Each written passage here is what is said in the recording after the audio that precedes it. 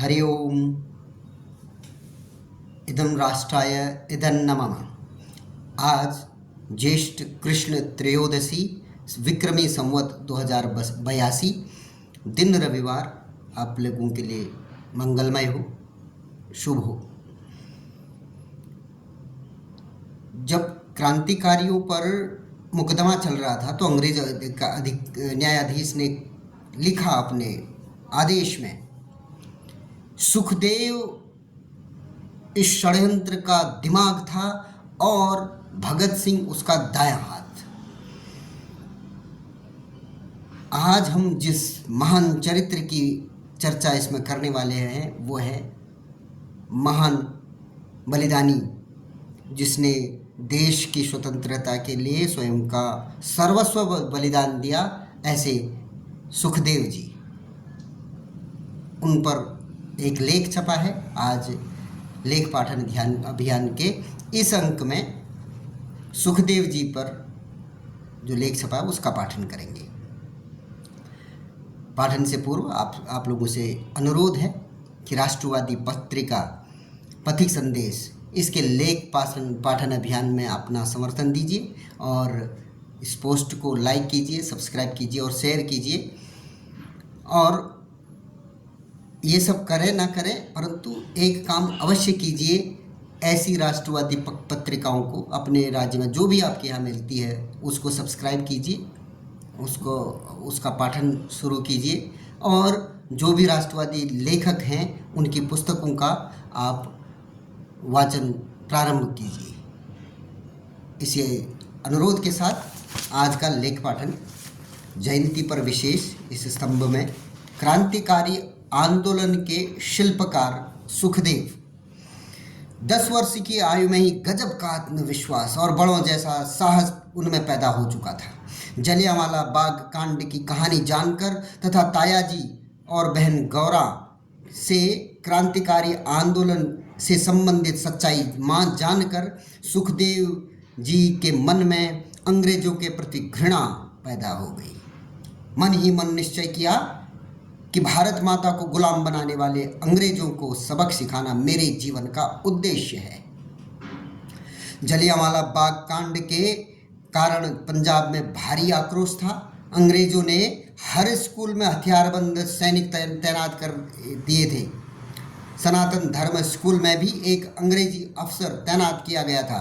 उसने स्कूल के प्रधानाचार्य को आदेश दिया कि परेड में छात्र उसे सलामी दें। जब सुखदेव की बारी आई तो उसने सलामी देने से साफ इनकार कर दिया। सिपाही भाग कर आए और सुखदेव को उठाकर ले जाने लगे। सुखदेव के हाथ पांव मारते हुए सिपाहियों से कहा, एक एक रूल का बदला गिन गिन कर लूंगा। तुझे बताऊंगा कि निर्दोष भारतीयों पर हाथ उठाने का क्या नतीजा होता है। 10वीं की परीक्षा पास करने के बाद सुखदेव जुलाई 1922 में नेशनल कॉलेज लाहौर में अपने भाई जयदेव के साथ दाखिला लिया और छात्रावास में रहने लगे। उन्हीं दिनों भगत सिंह ने डीएवी स्कूल छोड़कर नेशनल कॉलेज में दाखिला लिया था। शहर में रहने के कारण वे कॉलेज साइकिल से आते थे और साइकिल सुखदेव के कमरे में ही रखते थे। घर की स्थिति देखते हुए सुखदेव ने पढ़ाई के साथ साथ वंदे मातरम समाचार पत्र में नौकरी भी शुरू कर दी।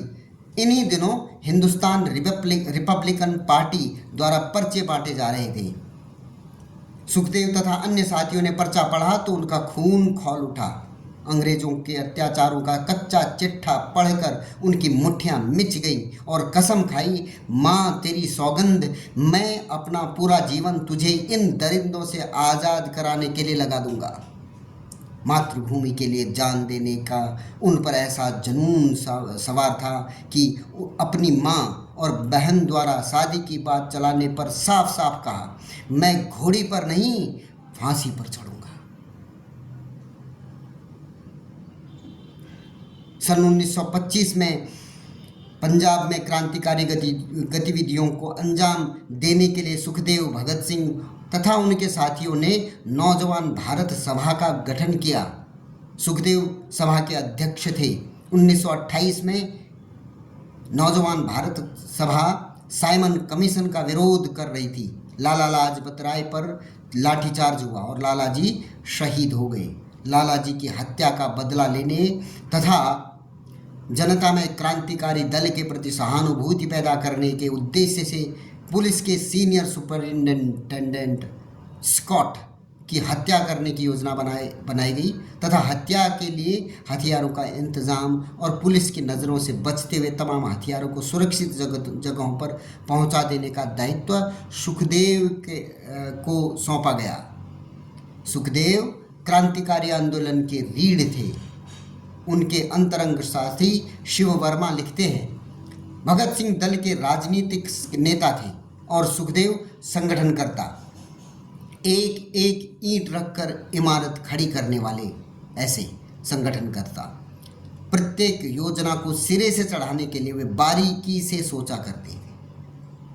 15 अप्रैल 1929 को सुखदेव की गिरफ्तारी हुई। 7 अक्टूबर 1930 को फांसी की सज़ा सुनाई गई। 289 पृष्ठों के फैसले में सबसे ज़्यादा अभियोग सुखदेव पर लगाए गए। फैसले के पृष्ठ संख्या 134 में लिखा है, सुखदेव षड्यंत्र का दिमाग था और भगत सिंह उसका दायां हाथ था। 23 मार्च 1931 को 24 वर्ष की उम्र में सुखदेव अपने साथियों भगत सिंह और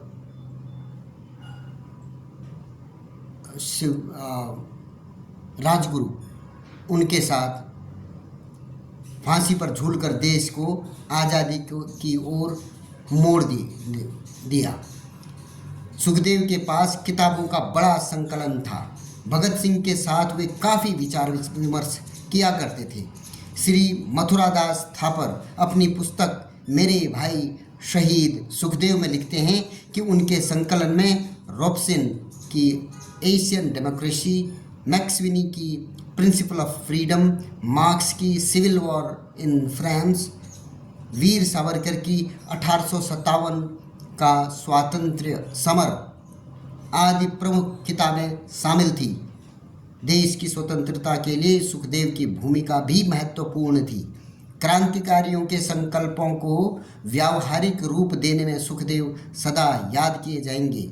भगत सिंह के साथ साथ सुखदेव का मातृभूमि के प्रति समर्पण आज युवा पीढ़ी के लिए सशक्त आदर्श सिद्ध हो जाता है। ये क्रांतिकारी और महान संगठन करता है। एक छोटी उम्र में कितनी परिपक्वता से किसी संगठन को, किसी कार्य को अंजाम देना है, ये सुखदेव ने भली भांति सीखा था और उसका क्रियान्वयन भी किया था। महान क्रांतिकारी सुखदेव जी को हम पुनः भावभीनी श्रद्धांजलि देते हैं। उनके प्रति हम कृतज्ञता का अनुभव करते हैं और सदा करते रहेंगे। उनके हम सदैव ऋणी हैं। ऐसे महान व्यक्तित्व जिन्होंने अपनी जो युवावस्था की दहलीज में पहुंचते ही अपने जीवन के बारे में न सोचकर देश के लिए सोचा। हमारे देश में सदैव त्याग का ही महिमा मंडन हुआ है, आगे भी रहेगा।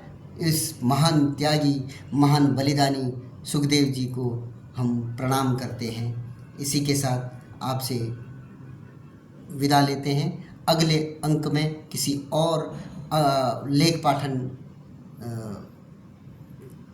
में फिर मिलेंगे। तब तक के लिए धन्यवाद। जय जय श्री राम।